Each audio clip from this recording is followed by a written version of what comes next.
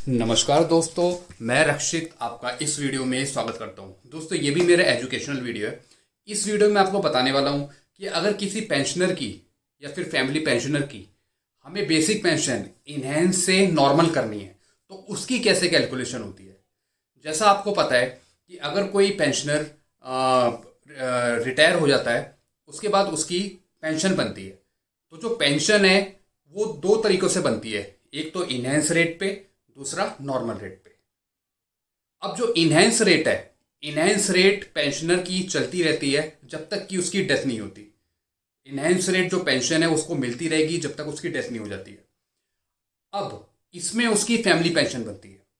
Family pension भी बना दी जाती है पेंशनर के साथ साथ जब केस फाइनल होता है। तो जो पेंशनर है उसका जो बनाई जाती है फैमिली पेंशन, वो दो तरीकों से बनती है। ये भी 50% की दर से, और एक बनती है 30% की दर से। 50%, 30%। जो 50% है वो मिलती है 7 साल तक। अगर किसी पेंशनर की डेथ हो जाती है तो जो वाइफ है जो क्लेम करना चाहती है, उसे जो मिलती है वो 7 साल तक मिलती है। वो भी गिना जाता है 7 साल आफ्टर रिटायरमेंट के बाद से। जब से वो रिटायर हुआ है उस ईयर से 7 साल तक गिना जाएगा। वो मिलेगी 50% की दर से। फिर जब वो 7 साल उससे पूरे हो जाते हैं, ये मैं फैमिली पेंशन की बात कर रहा हूँ, जब 7 साल पूरे हो जाएंगे फिर वो 30% हो जाती है। तो हमें इनहेंस रेट से नॉर्मल करनी पड़ती है। अब मैंने एक चीज आपको बता दी। अब पेंशनर को तो इनहेंस रेट मिलती रहती है जब तक वो जिंदा है। उसे बढ़ी हुई ही दर से मिलेगी जब तक वो जीवित है। उसके बाद उसकी डेथ होती है, फिर बनती है फैमिली पेंशन। और फैमिली पेंशन जैसे मैंने आपको बताया 7 साल तक मिलती है। मैं आपको दोबारा समझा रहा हूँ, आप सही से समझ लीजिए। फैमिली पेंशन भी मिलती है अब 7 साल तक, और ये 7 साल गिने जाते हैं रिटायरमेंट के बाद से। फिर वो नॉर्मल हो जाती है 30%। अब इन सर्विस अगर किसी पेंशनर की डेथ हो जाती है, इन सर्विस किसी पेंशनर की डेथ होती है, तो फैमिली पेंशन मिलती है 10 साल तक। 10 साल तक बड़ी हुई दर से मिलेगी। 10 साल के बाद वो नॉर्मल हो जाएगी। तो अब मैं आपको इस वीडियो में बताऊंगा कि अगर किसी की फैमिली पेंशन या फिर किसी पेंशनर पेंशनर की हमें इनहेंस से नॉर्मल करनी है तो इसकी कैसे कैलकुलेशन की जाएगी, कैसे कैलकुलेट होता है इनहेंस से नॉर्मल। जब बेसिक पेंशन चेंज होती है, बेसिक पेंशन ही चेंज होती है, पेंशन चेंज नहीं होती है। बेसिक पेंशन हम चेंज करते हैं। जब बेसिक पेंशन चेंज होगी तो पेंशन ऑटोमेटिकली बढ़ जाएगी, चेंज हो जाएगी। तो हमें क्या करना है, अब हम करते हैं, कैसे कैलकुलेट करते हैं इनहेंस से जब हम नॉर्मल आते हैं किसी पेंशनर की या फिर फैमिली पेंशनर की। तो चलिए शुरू करते हैं इस वीडियो को, और मैं आपको बताता हूँ कैसे कैलकुलेट करते हैं इनहेंस टू नॉर्मल। आइए। दोस्तों, अब मैं लैपटॉप की तरफ आ गया हूँ और अब मैं आपको बताने वाला हूँ किसी फैमिली पेंशनर की या फिर पेंशनर की इनहेंस टू नॉर्मल कैसे कैलकुलेट होती है। तो सबसे पहले मैं आपको दिखा देता हूँ कि वो कौन पेंशनर है। ये पेंशनर है अर्चना बिष्ट। ये एक फैमिली पेंशनर है। फैमिली पेंशनर का नाम है अर्चना बिष्ट और पेंशनर का नाम है राजेंद्र सिंह बिष्ट। ये एक्सपायर हो गए थे इन सर्विस। तो जैसे मैंने आपको वीडियो में बताया था कि जो इन सर्विस एक्सपायर हो जाता है तो उनका जो 10 साल काउंट होगा वो काउंट होगा आफ्टर डेथ के बाद से, क्योंकि इन सर्विस एक्सपायर हुआ है वो। और 7 साल काउंट होंगे फैमिली पेंशनर के जो पेंशनर आफ्टर रिटायरमेंट किसी की डेथ हुई है। तो वो जो पीरियड स्टार्ट होगा 7 साल का, वो रिटायरमेंट के बाद से शुरू होगा अगर किसी की डेथ आफ्टर रिटायरमेंट होती है। तो अब ये हैं, इनकी इन सर्विस डेथ हो गई थी राजेंद्र सिंह बिष्ट की। तो अब मैं आपको दिखा रहा हूं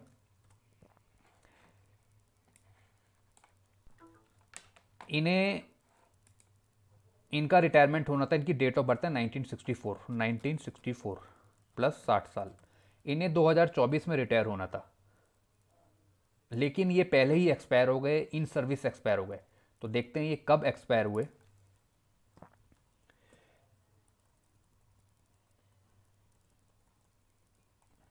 ये एक्सपायर हुए 21/4/2011 में। 2011 में ये एक्सपायर हो गए थे। तो अब जो हम 10 साल काउंट करेंगे इन सर्विस के लिए, जो इन सर्विस में जो एक्सपायर हुए, तो उसमें जो हम 10 साल काउंट करेंगे वो करेंगे आफ्टर डेथ के बाद से। या तारीख 4/2011 से लेके 22/4/2011 से लेके 10 साल काउंट करेंगे। तो इनके 10 साल ख़त्म होंगे 21/4/2021 में, 21/4/2021 में इनके 10 साल कंप्लीट हुए। तो जो इन्हें जो पेंशन मिलेगी फैमिली पेंशनर को, वो बढ़ी हुई दर से मिलेगी 15,250, 21/4/2021 तक। जैसे मैंने आपको बताया डेथ के बाद से 10 साल काउंट करे हमने 22/4/2011 से, और ये काउंट हुए 21/4/2021 तक। तो ये 10 साल कंप्लीट हुए, तो इसमें मिलेगी 15,250, और फिर बाद में नॉर्मल मिलेगी 9,150, 22/4/2021 से आगे, यानी 22/4/2021 से आगे इन्हें 9,150 मिलेगी। अब कैसे कैलकुलेट करते हैं ये हम जान लेते हैं। अब देखिए जो मैं आपको स्क्रीन पे दिखा रहा हूँ, अर्चना बिष्ट नाम है इनका। सबसे पहले मैं आपको दिखाऊं, सबसे पहले इनकी इनहेंस रेट जो काउंट होगी, इनहेंस रेट 15,250, ये है अप्रैल के महीने की, और अप्रैल में होते हैं 30 दिन। तो यानी 1 तारीख से लेके 21 तारीख तक, 21/4 तक बढ़ी हुई दर से काउंट करेंगे हम पेंशन, और फिर 22/4/2021 से लेके 30/4/2021 यानी 9 दिन की इस दर से बनाएंगे, 9,150 को लेके हम बनाएंगे। तो दो काउंट करेंगे अप्रैल के महीने में, एक तो 1 तारीख से 21 तारीख तक यानी 21 दिन की बढ़ी हुई दर से, और फिर 9 दिन की बनेगी नॉर्मल रेट से 9,150 के हिसाब से। तो अब देखिए कैसे कैलकुलेट करते हैं। आप देखिए सबसे पहले हम 21 दिन, सबसे पहले हम महीने की निकाल लेते हैं। महीने की हम निकालेंगे, इनकी है 15,250। पहले हम महीने की निकालते हैं, इंटू 17% DA, तो ये आ गया 2593, 2593 प्लस 15,250, तो ये इनकी एक महीने की निकल आई 17,843। एक महीने की इनकी पेंशन आ गई बड़ी हुई दर से, बेसिक जो इनहेंस रेट थी उसकी दर से आ गई 17,843। तो अब हमें 21 दिन की निकालनी है, 1 से लेके 21 दिन की। तो हमें ये अमाउंट मिल गया एक महीने का 17,843। तो 17,843 इंटू 21 दिन डिवाइडेड बाई अप्रैल कितने डेज का होता है, 30 दिन का। तो ये हमारी आ गई 12,491। एक आगे लेके चले हम, पॉइंट 1 है तो हम एक आगे लेके 12,491, तो यानी हमारी 21 दिन की जो पेंशन आ गई वो आ गई 12,491, ये आप देख रहे हो। अब हमें बनानी है 9 दिन की बनानी है। तो सबसे पहले हमें 9 दिन की बनानी है नॉर्मल रेट को लेके। तो सबसे पहले हम महीने की निकाल लेते हैं 9,150 को लेके। तो 9,150 इंटू 17% DA, ये आ गया 1556 प्लस 9150। तो ये हमने महीने की निकाल ली नॉर्मल रेट को लेके, 9,150 को लेके हमने महीने की निकाली, तो आ गई 10,706। तो महीने की जो पेंशन बनी 10,706। अब इसको लेके हम निकालेंगे 9 दिन की, तो 10,706 इंटू 9 डिवाइडेड बाई अप्रैल का महीना कितने का होता है, 30 का। तो ये आ गया 32/12। तो हमने 9 दिन की निकाल ली, इसको लेके 9,150 को लेके, ये आ गया 32/12। पहले हमने महीने की निकाली 9,150 को लेके, महीने की आ गई 10,706, फिर हमने उसकी 9 दिन की निकाल ली, तो 9 दिन की आ गई 32/12। यानी जो हम पे करेंगे 12,491 प्लस 32/12, यानी उस महीने जो हम पे करेंगे पेंशन 21 दिन की और 9 दिन की मिला के 15,703 रुपये हम उसे पे करेंगे उस महीने को लेके। उस महीने की जो हम पेंशन बनाएंगे 15,703 टोटल हम उन्हें देंगे। तो ये आप देख रहे हैं 15,703 हम महीने में पे करेंगे। तो महीने की हमने निकाली थी 10,706, उसमें हम 4,997 और ऐड कर देंगे तो टोटल हमारा आ जाएगा 15,703। हमारी थी 15,703 माइनस 10,706, यानी हम 4,997 हम ऐड कर देंगे 10,706 में महीने की पेंशन में, तो आ जाएगी 15,703। यानी उस महीने जो हम पे करेंगे 15,703 पे करेंगे, और जो हर एक महीने जो पेंशन चलेगी वो चलेगी 10,706, 9150 इंटू 17% DA, तो 1556 प्लस 9150, तो यानी टोटल जो पेंशन चलेगी हर एक महीने वो मिलेगी 10,706। तो इस तरीके से हम कैलकुलेट करते हैं। इस महीने जो होता वो अलग अलग हमने बनाया था, 21 दिन की अलग और 9 दिन की अलग, इस वजह से हमने टोटल करना था 15,703। तो महीने की तो हो गई 9,150 को लेके 10,703, उसमें हम 4,997 और ऐड कर देंगे तो एरिया टोटल मिल जाएगी ना 15,703। तो महीने की जो पेंशन हर एक महीने मिलेगी वो मिलेगी 10,703 अप्रैल के बाद। ये तो अप्रैल की थी क्योंकि इनके अलग अलग दिन काउंट करने थे, अलग अलग इनहेंस को लेके और नॉर्मल को लेके। तो टोटल मिलेगी इनको 15,703। तो इस तरीके से हम कैलकुलेट करते हैं, या आप एक्सेल में भी कैलकुलेट कर सकते हैं।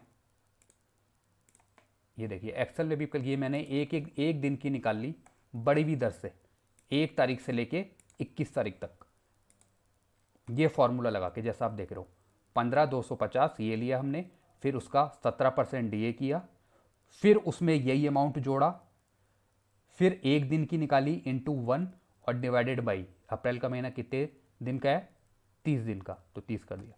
तो हमने पूरे 1 तारीख से 21 तारीख तक एक एक दिन की हमने निकाल ली, 595, तो हमारा आएगी 12,490। हमने एक आगे लेके चले हैं, 12,491 लेके चले हैं, जैसा कि आप यहाँ पे भी देख रहे हो 12,491 लेके चले हैं। और फिर इसी तरह हमने नॉर्मल रेट की भी निकाल ली, 9,000 की हमने 9 दिन की निकाली 22 से लेके 30 तारीख तक, ये आ गया 357, ये एक एक दिन की है, ये एक दिन की है, एक दिन की है, तो ऐसी 9 दिन की होगी 32/12, तो ये टोटल हो गया 15,703। तो हम जो पे करेंगे अप्रैल में इन दोनों को मिला के 21 दिन और 9 दिन की जो हमने निकाली 15,703 पे करेंगे। लेकिन महीने की जो हम पेंशन निकालते हैं जो बनी वो बनी 10,706, इसमें हम 4,997 और ऐड कर देंगे तो 15,703 हमारा टोटल आ जाएगा जो हमें पे करना है। अब ये देखिए ये टोटल बन गई 10,706। अभी आप टोटल देख रहे हैं 10,706 इनकी बन गई महीने की। तो वो तो हमें अप्रैल की जो हमने दे रही है मई की है, तो हर एक महीने जो उसके बाद चलेगी वो मिलेगी 10,706, जैसा कि आप देख रहे हो 10,706। वो तो हमें अप्रैल की निकालनी थी अलग अलग दिन की, इसलिए उनका एरियर भी बैठा था, तब उनकी बनी थी 15,703। तो इस तरीके से हम कैलकुलेट करते हैं। ऐसी एक और का मैं आपको दिखा देता हूँ, इनका पीपीयू है 729, ये है 729, SN मुकेश बाबू, ये भी फैमिली पेंशनर हैं, ये भी मैं आपको दिखा देता हूँ 729, ये आप देख रहे हैं।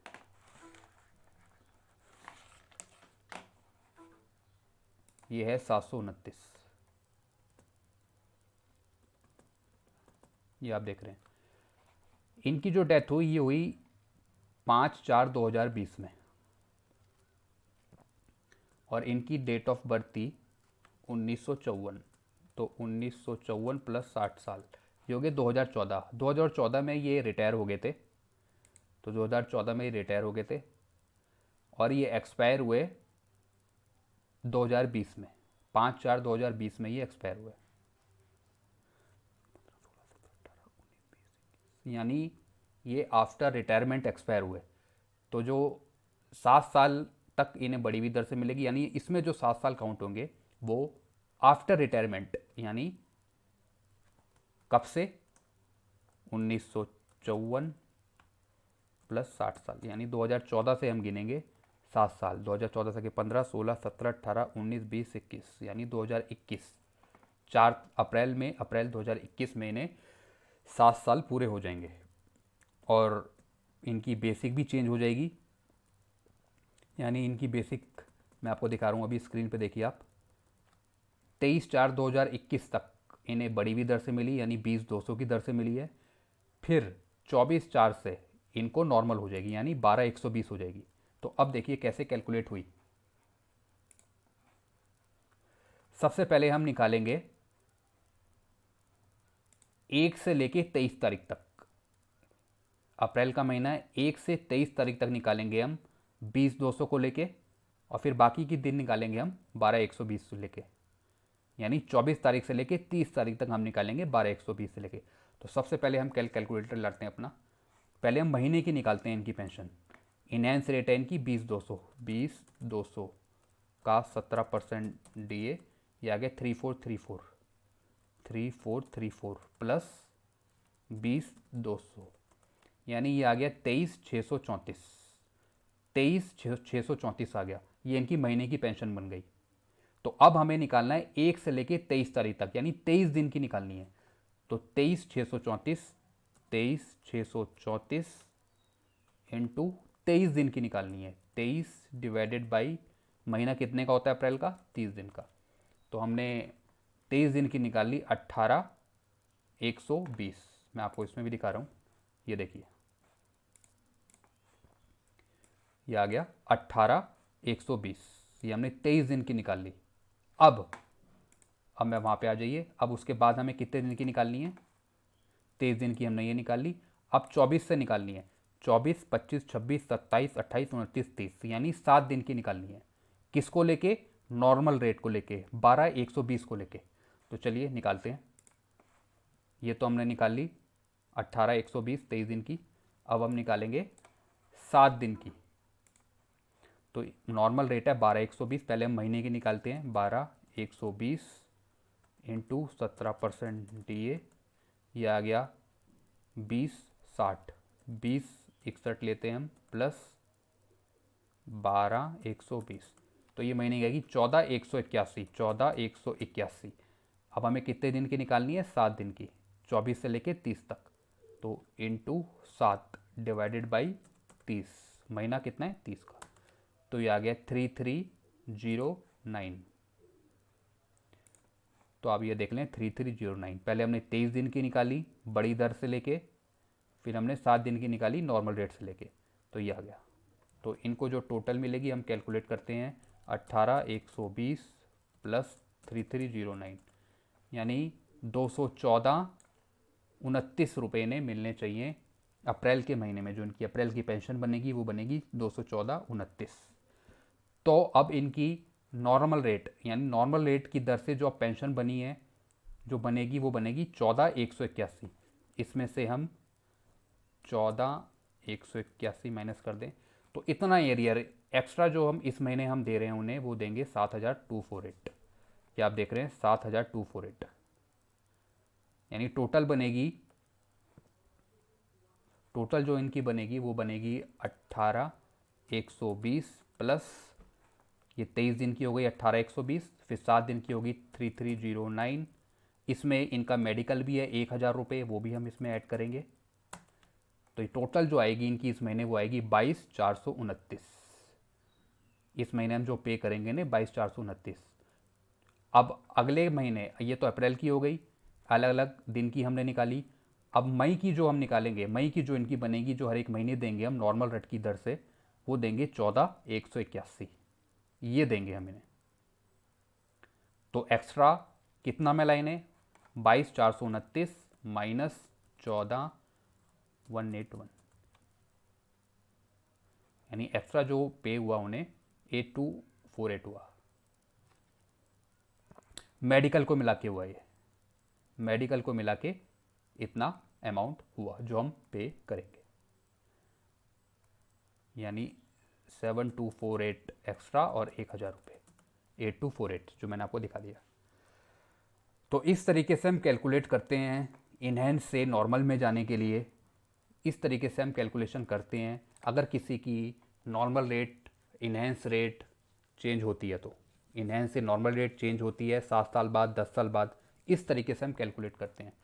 तो इससे रिलेटेड आपको कुछ पूछना है तो आप डायरेक्ट मेरे को कमेंट कर सकते हैं।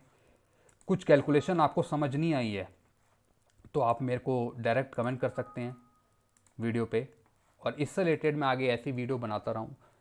तो आप लाइक कर सकते हैं वीडियो को और चैनल को सब्सक्राइब कर सकते हैं। Thank you very much.